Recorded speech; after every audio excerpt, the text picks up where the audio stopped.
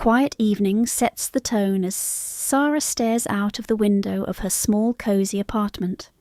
Outside, the world is cloaked in darkness, illuminated only by the soft glow of streetlights and the rhythmic dance of raindrops against the glass. The gentle hum of the city blends with her chaotic thoughts. In her hand, she clutches her phone, her thumb hovering over the screen, debating whether to send a simple yet loaded message. Are you free to talk? A simple question, but to Sarah it feels monumental, carrying the weight of years of emotions and unspoken fears. Memories flood her mind, memories of when everything felt perfect. She recalls the first time she met Ali at a friend's party. He was the life of the gathering, effortlessly charming everyone with his wit and warmth. Sarah, on the other hand, was reserved, observing from a distance. But something about Ali drew her in. Their connection had been instant, magnetic even, and before long they were inseparable. Those early days were filled with laughter, long walks, and shared dreams. Everything felt so certain back then, but now things feel different. Ali has become distant, caught up in his demanding job. Their once lively conversations have dwindled to brief, distracted exchanges. Sarah can't help but wonder if their relationship is losing its spark. The thought terrifies her because Ali isn't just her lover. He's her best friend, her confidant, the person she imagined spending her life with. With a deep breath, she finally taps "send" on the message. Almost immediately, a sense of anxiety washes over her. What if he's too busy to reply? What if this conversation leads to a confrontation? Yet, amidst the fear, there's hope that they can find their way back to what they once had. Later that evening, Sarah sits alone at a quaint cafe, the same place where she and Ali had their first date. The warm ambiance of the cafe contrasts sharply with the cold apprehension she feels. The soft chatter of other patrons and the soothing aroma of freshly brewed coffee do little to calm her nerves. She glances at her phone, no new messages. Her mind races with possibilities. Maybe he got caught up at work. Maybe he's not coming. Just as doubt begins to consume her, the bell above the door jingles, and Ali walks in. He spots her immediately, offering a familiar smile that, for a moment, eases Sarah's tension. As he approaches, she notices the tiredness in his eyes, a reflection of the long hours he's been putting in.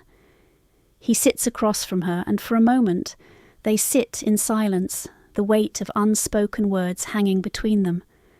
"Sorry, I'm late," Ali says, his voice genuinely apologetic. Sarah forces a smile, masking the storm of emotions inside her.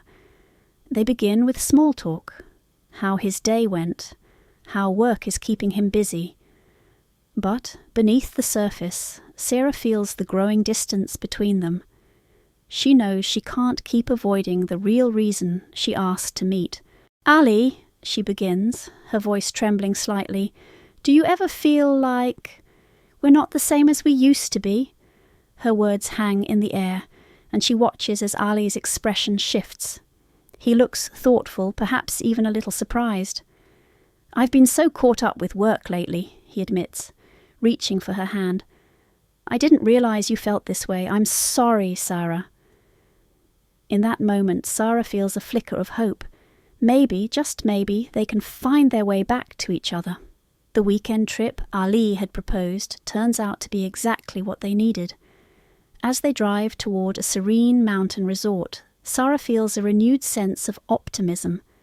The scenic beauty with its lush greenery and crisp mountain air provides a perfect escape from the pressures of their daily lives. For the first time in weeks, Sarah feels truly relaxed.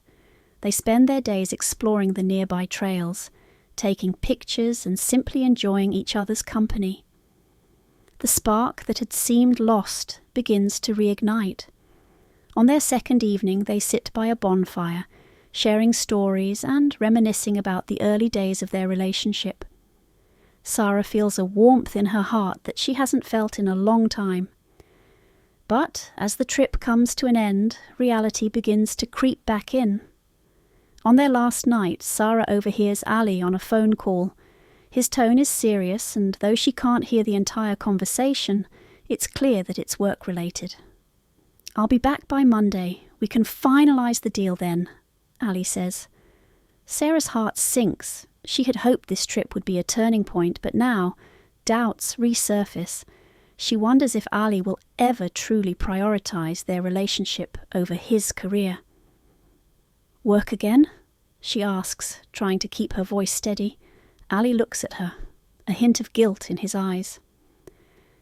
"It's just a quick call, don't overthink it." Sarah forces a smile, but inside she feels the weight of uncertainty pressing down on her once more. Back in the city, life returns to its usual rhythm. Ali is back to his hectic work schedule, and Sarah finds herself alone more often than not. The fleeting happiness from their trip now feels like a distant memory. One evening, as she sits in her apartment, her phone buzzes. It's a call from her best friend, Aisha. "You deserve to be happy, Sarah," Aisha says after listening to Sarah pour her heart out. "If Ali loves you, he'll make time for you. But you can't keep waiting forever." Aisha's words strike a chord. Sarah knows she can't continue living in limbo. She decides to have one final conversation with Ali, hoping for clarity. That evening, she meets Ali at their favourite park. The cool breeze rustles the leaves, creating a calm backdrop for what she knows will be a difficult conversation.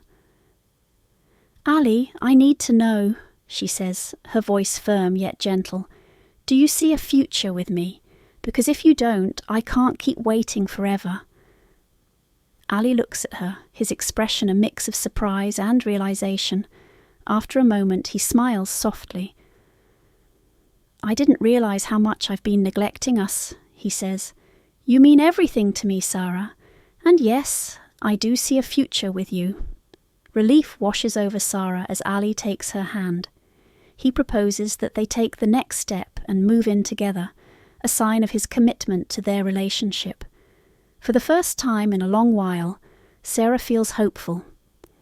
As they stand by the window of her apartment, watching the rain together, Sarah knows that while challenges lie ahead, they have taken a step toward a stronger, more hopeful future.